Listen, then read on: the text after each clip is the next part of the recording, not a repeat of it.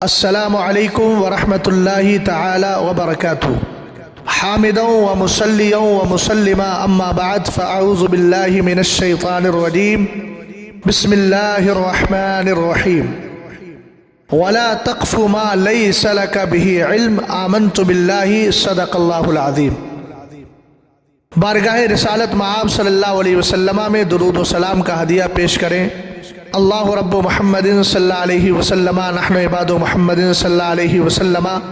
صلاۃ و سلام علیک یا رسول اللہ صلی اللہ تعالی علیہ وسلم۔ کام وہ لے لیجئے تم کو جو راضی کرے، ٹھیک ہو نام رضا تم پہ کروڑوں درود۔ آپ کی خاطر بنائے دو جہاں، اپنی خاطر جو بنایا آپ ہیں۔ احباب اہل سنت بخوبی جانتے ہیں کہ کچھ دنوں پہلے پاکستان کے مفتی اکمل صاحب نے سرکار تاج الشریعہ نور اللہ مرقدہ کے اس مشہور زمانہ شعر پر معلل بالاغراض کی بحث کو چھیڑ کر اہل سنت میں ایک نئی بحث چھیڑ دی تھی اور ایک نیا خلفشار پیدا کیا تھا، لیکن دیر آیت درست آیت ان کو بھی احساس ہو گیا کہ میں نے غلطی کی ہے، اسی لیے ان کو وضاحت بھی پیش کرنا پڑی اور حضور تاج الشریعہ نور اللہ مرقدہ کے تعلق سے یہ بھی کہنا پڑا کہ اگر مجھے معلوم ہوتا یہ شعر ان کا ہے تو میں ضرور یہ کہتا کہ اس کو بے چوچرا پڑھا جائے۔ اس سے ایک بات سمجھ میں آئی ہے کہ مفتی صاحب قبلہ نے کہیں نہ کہیں بے احتیاطی کا کام انجام دیا ہے۔ مفتی صاحب کی وضاحتی کلپ تقریباً 32 منٹ کی ہے جیسا کہ میں جانتا ہوں، اور مجھے اس ساری کلپ پر اپنا تبصرہ پیش نہیں کرنا ہے اور نہ ہی اس پر کلپ بنانا میرا مقصود تھا اور نہ میرا ارادہ تھا، مگر مفتی صاحب نے چونکہ آخر میں 3 سوال کیے ہیں اور جواب دینے والوں سے سوال کیے ہیں، اس لیے اور میں بھی ان میں شامل ہوں، اس لیے مجبوراً مجھے بھی یہ کلپ ریکارڈ کرانا پڑ رہی ہے۔ پہلی بات میں آپ سے یہ عرض کروں گا، مگر مفتی صاحب نے چونکہ 3 سوال کیے تھے، ان سوالات کے جوابات دینا میں نے اپنی ذمہ داری سمجھی، اس لیے یہ کلپ میں ریکارڈ کرا رہا ہوں۔ پہلا سوال مفتی صاحب کا یہ ہے کہ عالم سنت جو معروف ہے اس کے بارے میں بدگمانی کرنا کیسا؟ میں کہوں گا کہ مفتی صاحب قبلہ بدگمانی کرنا تو عالم ہی نہیں بلکہ کسی بھی سنی سے العقیدہ کے تعلق سے جائز نہیں ہے۔ قرآن کہتا ہے یا ایھا الذین آمنوا اجتنبوا کثیرا من الظن ان بعد الظن اثم، گناہ کہا گیا قرآن میں، تو کسی عام مومن کے بارے میں بدگمانی کرنا یہ غلط ہے، تو عالم کے بارے میں تو بدرجہ اولا غلط ہوگا۔ مگر بدگمانی کا ٹائٹل لگانے اور بدگمانی کا اطلاق کرنے سے پہلے یہ ثابت کرنا ہوگا کہ وہاں بدگمانی ہوئی بھی ہے کہ نہیں۔ میں جتنے ارباب دین و ملت کو جنہوں نے اس کا جواب دیا ہے جانتا ہوں، ان میں کسی نے آپ کے ساتھ نہ گالی گلوچ کی ہے، نہ آپ کو برا بھلا کہا ہے، اور نہ ہی آپ پر کوئی حکم شرع لگایا ہے کافر گمراہ بددین ہونے کا، تو بدگمانی چہ معنی دارت۔ البتہ انہوں نے جواب دیا ہے، اور جواب اس لیے دیا ہے کہ آپ سے کہیں نہ کہیں بے احتیاطی ہوئی تھی، اور اس بے احتیاطی کا آپ نے خود اقرار کیا۔ آپ نے کہا کہ اگر مجھے معلوم ہوتا تو میں یہ کہتا کہ اس شعر کو دھڑلے سے پڑھیں، الفاظ کی تعبیر بدل سکتی ہے لیکن مفہوم وہی ہے۔ تو کیا جواب دینا بھی بدگمانی میں آتا ہے؟ پہلے تو آپ کو یہ ثابت کرنا چاہیے تھا کہ بدگمانی ہے کیسے، حالانکہ بدگمانی نہیں بلکہ انہوں نے آپ کے اس سوال کا جواب دیا ہے، اور ان جواب دینے والوں میں میں بھی شامل ہوں۔ میں بھی جانتا ہوں کہ میں نے جواب قرآن پاک کی آیت کریمہ وَاصْطَنَعْتُكَ لِنَفْسِي، اور جب سرکار تاج الشریعہ نور اللہ مرقدہ کی میں نے بعد میں آڈیو سنی تو مجھے پتا چلا کہ حضور سرکار تاج الشریعہ علیہ الرحمہ نے فرمایا اس میں شان محبوبیت کو بیان کرنا ہے، اور قرآن نے جو کہا محبوب میں نے آپ کو اپنے لیے چن لیا ہے۔ پھر اعلیٰ حضرت امام اہل سنت رضی اللہ تعالیٰ عنہ کی فتاوی رضویہ پڑھنے کا شغف اور شرف ملا، تو وہاں میں نے دیکھا کہ اعلیٰ حضرت نے استاد زمن کے ایک شعر جس میں لفظ غرض آیا ہے اس پر سوال ہوا، تو آپ نے جواباً ارشاد فرمایا کہ اللہ تعالیٰ کا جو فعل ہوتا ہے وہ غرض سے خالی ہوتا ہے مگر مصلحت اور حکمت پر مبنی ہوا کرتا ہے۔ تو آپ نے فرمایا کہ استاد زمن یعنی شاعر مذکور اور ممدوح نے اس کے اندر جو ہے وہ حصر جو کیا ہے وہ غرض کو بیان کرنے کے لیے نہیں بلکہ مصلحت کو بیان کرنے کے لیے۔ میں بھی کہتا ہوں حضور سرکار تاج الشریعہ کا جو لفظ خاطر ہے یہ خاطر غرض کو بیان کرنے کے لیے نہیں آیا بلکہ مصلحت کو، اور مصلحت بے شمار ہیں، اس میں مصلحتیں بے شمار ہیں۔ ان میں ایک مصلحت یہ بھی ہے کہ اللہ تعالیٰ نے مصطفیٰ کریم علیہ السلام کے ذریعے اپنی ربوبیت کا اظہار کروایا، اور اس کے بعد جنہوں نے اللہ رب العزت کو ایک مانا، حضور علیہ السلام کا یہ کلمہ پڑھ کر من قال لا الہ الا اللہ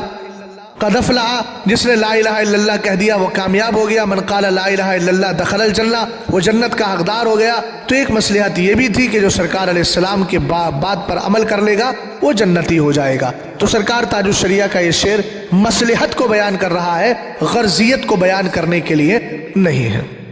تو پہلی بات تو یہ کہ آپ کے سوال کا جواب دینا بدگمانی ہے ہی نہیں، اور جب بدگمانی نہیں ہے تو وہ بدگمانی کے زد میں آئیں گے بھی نہیں۔ دوسری بات، آپ نے کہا کہ مجھے وضاحت کا موقع نہیں دیا، تو آپ نے جب بے احتیاطی کا سلسلہ خود ہی شروع کر دیا تھا۔ قرآن کہتا ہے وَلَا تَقْفُ مَا لَيْسَ لَكَ بِهِ عِلْم، جس کا علم نہیں ہے اس کے پیچھے نہ پڑو۔ آپ کی ذمہ داری تھی شعر آنے پر آپ تحقیق کرتے یہ شعر کس کا ہے، مگر آپ کو عجلت بہت زیادہ رہتی ہے، اور آپ کے جوابات سے پتہ چلتا ہے کہ آپ بڑی عجلت سے کام لیتے ہیں۔ یہ میری تہمت نہیں ہے بلکہ یہ حقیقت ہے، اور یہ یہاں سے لے کر وہاں تک اس پر شواہد بھی موجود ہیں۔ آپ کی ذمہ داری تھی کہ آپ یہ تحقیق کرتے۔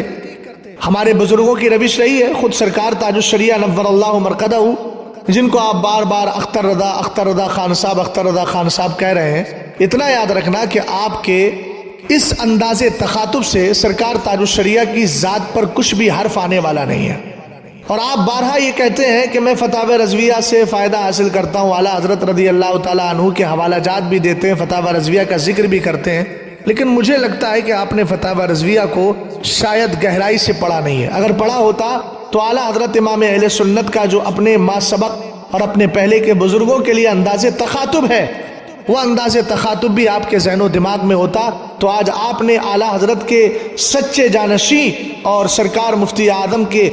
سچے جانشین اور اعلیٰ حضرت امام اہل سنت کے علوم کے سچے وارث اعلیٰ سرکار تاج الشریعہ نور اللہ مرقدہ کی ذات کے تعلق سے اتنے ہلکے انداز میں گفتگو نہ کی ہوتی۔ آپ کو معلوم ہونا چاہیے کہ اعلیٰ حضرت نے علامہ جلال الدین سیوطی کو اگر کہیں یاد کیا تو جلال الملتی والدین کہا، اور بزرگوں کو اگر امام عبد الوہاب شارانی کو یاد کیا تو سیدی عبد الوہاب شارانی، علامہ سید زینی دہلان کو یاد کیا تو سیدی زینی دہلان وغیرہ کے الفاظ سے یاد کرتے ہیں۔ لیکن خیر یہ آپ کا ظرف ہے، جس ظرف میں جتنی وسعت ہوتی ہے وہ اس کا ویسے ہی مظاہرہ کرتا ہے۔ یترشح الاناء بما فی، برتن سے وہی ٹپکتا ہے جو اس کے اندر موجود ہوتا ہے۔ ہمیں اس پر زیادہ تبصرہ نہیں کرنا۔ آپ نے بے احتیاطی کا مظاہرہ کیا، اور اس کے بعد علماء اہل سنت نے جوابات دیے۔ بے احتیاطی آپ کی یہ رہی کہ آپ کو چاہیے تھا تحقیق کرتے۔ سرکار تاج الشریعہ نور اللہ مرقدہ سے ایک موقع پر سوال ہوا کہ یہ شعر پڑھنا کیسا، وہی جو مستوی عرش خدا ہو کر اتر پڑا ہے مدینے میں مصطفیٰ ہو کر۔ تو آپ نے جواب میں یوں محققانہ طرز اختیار کیا، آپ نے پہلے تحقیق کی یہ شعر کس کا ہے، پھر جواب میں لکھا کہ یہ شعر ایک عارف باللہ حضرت خواجہ آسی پیا غازی پوری رحمت اللہ تعالیٰ علیہ کا ہے۔ آپ نے یہ جواب میں لکھا تو پہلے شاعر کا تعین کیا، پھر آپ نے اس کا مطلب بتایا، حالانکہ بظاہر دیکھے تو عجیب سے یہ شعر معلوم ہوتا ہے، جبکہ سرکار تاج الشریعہ نور اللہ مرقدہ نے اس شعر کا ظاہر دیکھیے اتر پڑا ہے کو دیکھیں تو آپ جیسے حضرات تو فوراً کوئی نہ کوئی حکم بیان کر دیتے، لیکن سرکار تاج الشریعہ علیہ الرحمہ نے اتنے بظاہر عجیب و غریب معلوم ہونے والے شعر پر بھی تحقیق سے کام لیا اور حکم شرع فوراً بیان کرنے سے گریز کیا، جبکہ سرکار تاج الشریعہ کا شعر تو اس درجے کا ہے بھی نہیں، اس کا بظاہر بھی ایسا کوئی معلوم نہیں ہوتا ہے کہ جس میں بظاہر کوئی خرابی لگ رہی ہو۔ تو آپ کی ذمہ داری تھی آپ معلوم کرتے یہ محقق کا ہے، غیر محقق کا ہے، عام شاعر کا ہے، خاص شاعر کا ہے، یہ آپ نے نہیں کیا۔ اس بے احتیاطی کے نتیجے میں ان احباب کو جواب دینا پڑا، یہاں کسی وضاحت طلب کرنے کی کوئی ضرورت نہیں تھی۔ تیسرا سوال آپ کا ہے کہ جن حضرات نے ایسا کیا وہ اشاعت فاحشہ کے مرتکب ہوئے کہ نہیں؟ تو جناب ایک بات یاد رکھیے، اشاعت فاحشہ سے آپ کی کیا مراد ہے؟ اگر آپ کے سوال کا اور آپ کے بے بنیاد جواب پر کسی نے جواب دے دیا، اس کو فاحشہ کہنا کیا شرعاً درست ہے؟ میں نے پہلے عرض کیا کہ گالی گلوچ میری دانش کے مطابق تو کسی نے نہیں کی ہے، اور خود میں اپنے لیے تو کہہ سکتا ہوں کہ میں نے بھی نہیں کی ہے، تو پھر ایسی صورت میں اشاعت فاحشہ کا حکم لگانا، ان الذین یحبون ان تشیع الفاحشۃ فی الذین آمنوا لہم عذاب علیم، یہ دردناک عذاب کی آپ جو خبر دے رہے ہیں اشاعت فاحشہ کے ضمن میں۔ تو پہلی بات تو یہ آیت کریمہ حضرت عائشہ صدیقہ رضی اللہ تعالیٰ عنہ پر جب تہمت لگی تھی اس موقع پر یہ نازل ہوئی ہے، اور یہ منافقین کے بارے میں تھی، چونکہ علامہ بغوی تفسیر معالم التنزیل کے اندر یہی فرماتے ہیں کہ اس سے مراد عبداللہ ابن ابی اور اس کے ساتھی منافقین ہیں، جو یہ چاہتے ہیں کہ ایمان والوں کا کوئی عیب تلاش کر کے ایمان والوں میں عام کر دیا جائے۔ اور پہلی بات تو آپ پر کسی نے کوئی تہمت لگائی نہیں کہ وہ فاحشہ ہو۔ دوسری بات یہ ہے کہ فاحشہ صرف یہی ہے کہ آپ کے پیچھے آپ کے خلاف کوئی بات بول دے، حالانکہ ہم نے نہیں بولی لیکن ہم بات کر رہے ہیں۔ اگر یہی ہے تو پھر یہ بتائیں کہ بغیر احتیاط کے عجلت پسندی کے ساتھ فتاوی جات دینا، حکم شرع بیان کرنا کہ جن میں عند الشرع گرفت ہو سکتی ہے، ایسے احکام بیان کر کے اپنے فالوور کو جواب سے بہراور کر دینا، اور ان جوابات کا جو جوابات در حقیقت شریعت کے موافق نہیں ہیں اور عجلت پسندی کا شکار ہیں، ان جوابات کو اپنے چاہنے والوں میں عام کر دینا، کیا یہ اشاعت فاحشہ میں آئے گا کہ نہیں آئے گا؟ اب انشاءاللہ اس پر ہم جواب اور اس پر ہم شواہد بعد میں پیش کریں گے جب آپ ان سوالوں کا جواب دیں گے کہ آپ کے جوابات میں اشاعت فاحشہ کیسے ہے۔ لاسٹ میں آپ نے ایک سوال کیا تھا کہ میرا شعر کو نادانستہ طور پر منع کرنا یہ بڑی بے ادبی ہے، یا فتوے کو نہ ماننا یہ بڑی بے ادبی ہے۔ اس کا مطلب یہ ہے کہ لفظ بڑی یہ بتا رہا ہے کہ آپ نے نادانستہ طور پر جو شعر سے منع کیا ہے اس کو بے ادبی آپ بھی تسلیم کر رہے ہیں، اور جنہوں نے فتویٰ نہیں مانا ہے ان کو بھی آپ، ان کے نہ ماننے کو بھی آپ بے ادبی کہہ رہے ہیں، لیکن موازنہ کر رہے ہیں دونوں بے ادبیوں میں کہ بڑی بے ادبی کون ہے۔ تو چلیے مسئلہ یہی پر حل ہو گیا کہ آپ نے کہا کہ بڑی بے ادبی کون سی ہے۔ اس کا مطلب بے ادبی آپ نے کی ہے، اور بے ادبی اس طور پر کی ہے کہ آپ نے غیر محتاط ہو کر کے فوراً جواب اپنا ریکارڈ کروا دیا، اور اس جملے پر اور اس شعر پر کوئی بھی غور و خوض نہیں کیا، اور یہ معلوم نہیں کیا یہ شعر کس کا ہے۔ رہی بڑی بے ادبی، تو دین کے معاملے میں بے ادبی چھوٹی ہو یا بڑی ہو، بہرحال بے ادبی ہوتی ہے۔ جن حضرات نے سرکار تاج الشریعہ نور اللہ مرقدہ کے فتوے کو نہیں مانا وہ بھی غلط کر رہے ہیں، اور جو بے احتیاط اور غیر محتاط ہو کر حکم شرع بیان کر دے رہے ہیں، معلل بالاغراض کی بحثیں چھیڑ دے رہے ہیں جہاں قطعاً ضرورت نہیں ہے، وہ بھی بے ادبی کر رہے ہیں۔ لیکن مفتی صاحب معیار ایک ہی ہونا چاہیے، میزان اور ترازو ایک ہی رکھنا چاہیے۔ آپ نے ان حضرات کو جو ویڈیو کلپ بناتے ہیں، میں تو الحمدللہ نہیں بناتا، اور اللہ سے دعا بھی کرتا ہوں کہ اللہ تعالیٰ مجھے اس پر قائم و دائم رکھے۔ جو ویڈیو بناتے ہیں، ویڈیو پر آتے ہیں، آپ نے ان کے لیے فاسق مولن ہونے کا، خلافت کا، امامت کا، خطابت کا جو حکم بیان کیا ہے، تو میں آپ سے پوچھنا چاہتا ہوں کہ حضور سرکار تاج الشریعہ نور اللہ مرقدہ کا یہ فتویٰ بحیثیت مرشد ہے، بحیثیت مفتی ہے؟ آپ کہیں گے بحیثیت مفتی ہے، تو مفتی کا جو فتویٰ ہوتا ہے وہ ساری امت کے لیے ہوتا ہے، سب کے لیے حکم عام ہوتا ہے، جو بھی اس کی زد میں آئے گا۔ تو اگر وہ سرکار تاج الشریعہ کے فتویٰ نہ ماننے کی بنیاد پر فاسق مولن ہے تو اس حکم میں آپ بھی شامل ہیں۔ پھر آپ کی خلافت کا بھی مسئلہ ہے، آپ کی امامت کا بھی مسئلہ ہے، آپ کی خطابت کا بھی مسئلہ ہے، اور آپ کہیں نہیں میرے نزدیک وجہ جواز ہے، تو جو مفروضہ وجہ جواز کی بنیاد پر آپ خود کو فاسق مولن ہونے سے بچائیں گے تو سامنے والا بھی کہہ سکتا ہے کہ میں بھی تو اسی وجہ جواز کی بنیاد پر فاسق مولن ہونے سے بچ جاؤں گا۔ آپ کہیں کہ نہیں تم مرید ہو، تو اتنا یاد رہے کہ عقیدت کی بنیاد پر حکم شرع نہیں مانا جاتا ہے، شریعت کی بنیاد پر مانا جاتا ہے۔ آپ نے بار بار زور دیا اس بات پر کہ عقیدت کا تقاضا نہیں تھا، عقیدت کا تقاضا نہیں تھا۔ میاں اس پر میں آپ سے عرض کرنا چاہوں گا کہ آپ کو سرکار تاج الشریعہ سے عقیدت ہے کہ نہیں؟ اگر آپ کہیں کہ مجھے عقیدت ہے تو ہم بھی کہہ سکتے ہیں کہ عقیدت کا تقاضا تھا کہ آپ بھی سرکار تاج الشریعہ کا فتویٰ مان کے ویڈیو پہ نہیں آتے، اور آپ اگر کہیں عقیدت کا تقاضا نہیں ہے تو پھر انشاءاللہ اس کا جواب آپ کو بعد میں دیں گے۔ شریعت کا حکم عقیدت کی بنیاد پر نہیں بلکہ حقیقت اور شریعت کی بنیاد پر مانا جاتا ہے اور سب کے لیے لازم ہوتا ہے۔ اس لیے جن حضرات نے آپ کے جواب پر اپنا جواب ریکارڈ کرایا، شریعت کے دائرے میں رہ کر نہ وہ بدگمانی کا شکار ہے، نہ انہیں کسی وضاحت کی ضرورت تھی، نہ وہ اشاعت فاحشہ کا مرتکب ہوئے ہیں، اور بے ادبی کی بات ہے تو بے ادبی میں وہ لوگ بھی شریک ہیں جنہوں نے فتویٰ نہیں مانا، اور آپ بھی شریک ہیں جو آپ نے غیر محتاط ہو کر کے حکم شرع بیان کر دیا۔ آخر میں مفتی صاحب قبلہ آپ سے بھی میں کچھ سوالات کرنا چاہتا ہوں۔ پہلا سوال یہ ہے کہ آپ رد کو کیا مانتے ہیں؟ رد کو مستحب مانتے ہیں، واجب مانتے ہیں، فرض مانتے ہیں، یا مباح مانتے ہیں؟ ایک کرنے نہ کرنے والا دونوں برابر ہے۔ عالم دین کی بات کر رہا ہوں میں، جو عالم دین علم رکھتا ہو، چونکہ آپ تو خود کو معروف عالم دین کہہ کے پکار چکے ہیں نا، آپ نے خود کہا ہے کہ کسی عالم سنت جو معروف ہو، تو ظاہر سی بات ہے آپ اپنے آپ کو خود عالم معروف مان رہے ہیں۔ تو آپ سے میرا سوال یہ ہے کہ رد کرنا فرض ہے، واجب ہے، مستحب ہے یا مباح ہے؟ کرنا نہ کرنا دونوں برابر ہے، کوئی گناہ نہیں ہوگا اس پر۔ جو آپ سوال کا جواب دیں گے انشاءاللہ اس پر ہم اپنا اگلا آڈیو جاری کریں گے۔ دوسری بات یہ ہے کہ اپنا مسلک چھوڑو مت، دوسرے کا مسلک چھیڑو مت۔ کیا یہ صلح کلیت کو بڑھاوا دینا اور صلح کلیت کی ترجمانی کرنا نہیں؟ اگر نہیں تو یہ بتائیں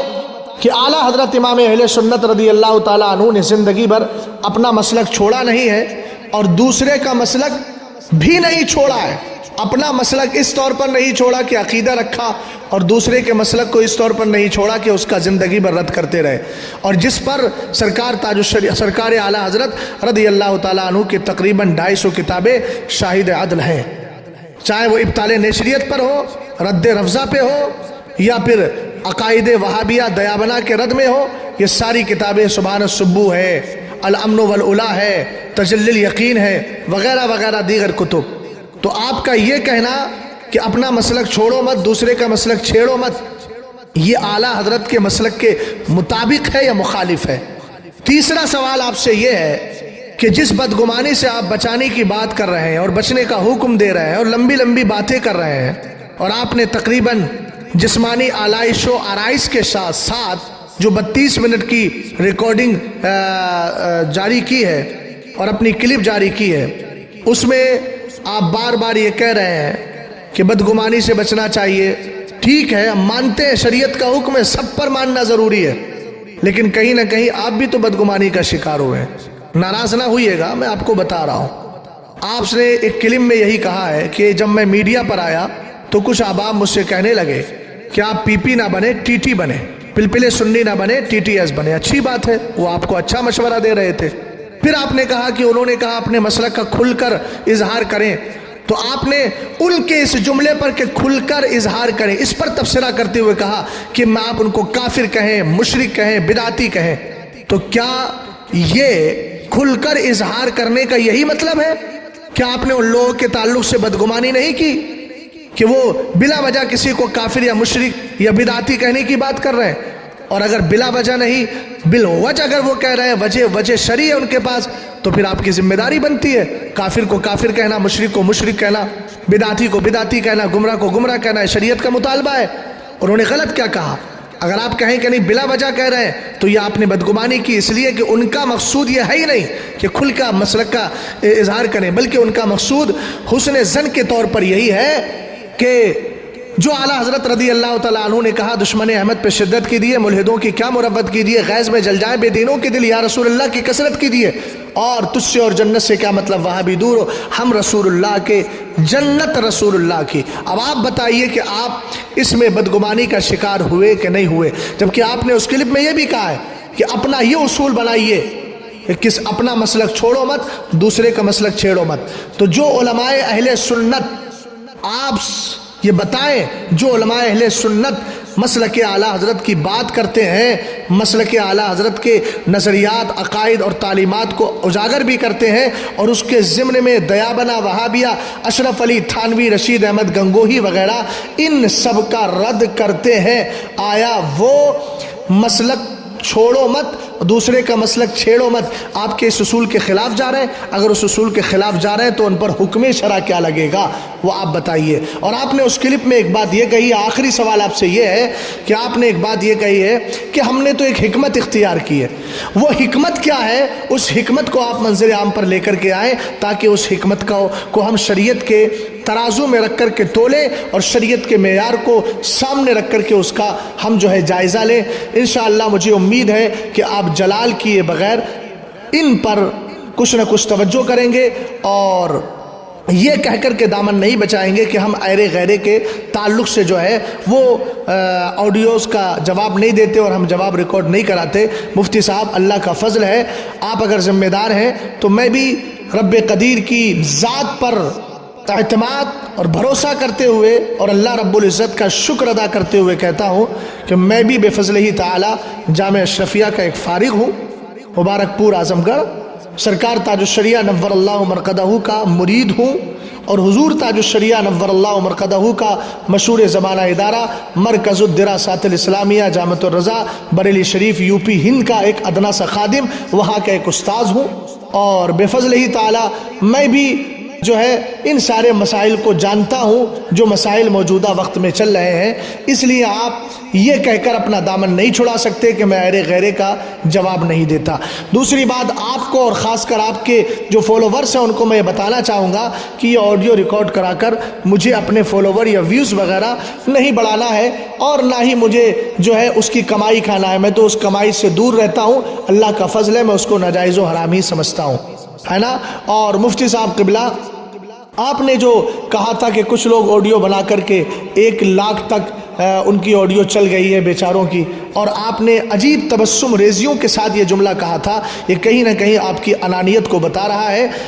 خدارا ایسے جملے بولنے سے بھی آپ پرہیز کیجئے. آپ اپنے آپ کو ذمہ دار سمجھتے ہیں اور اپنے آپ کو عالم معروف جانتے ہیں, تو یہ آپ کا شیوا نہیں کہ اس طرح کے جملے بول کر کسی سنی شخص پر طنز کریں. اب وہ آپ نے کس کے لیے طنز کیا ہے, وہ آپ کا کی نیت میں منوی ہے, آپ کا مراد منوی ہے, میں نہیں جانتا کون ہے, لیکن بہرحال اس طرح کے جملے بولنا ایک ذمہ دار کے شایان شان نہیں ہے. مجھے امید ہے انشاءاللہ آپ ان سوالوں کے جواب دیں گے. اس کے بعد اگلی بات ہم عوام اہل سنت کے سامنے پیش کریں گے. تب تک کے لیے اجازت دیں. السلام علیکم ورحمۃ اللہ تعالی وبرکاتہ.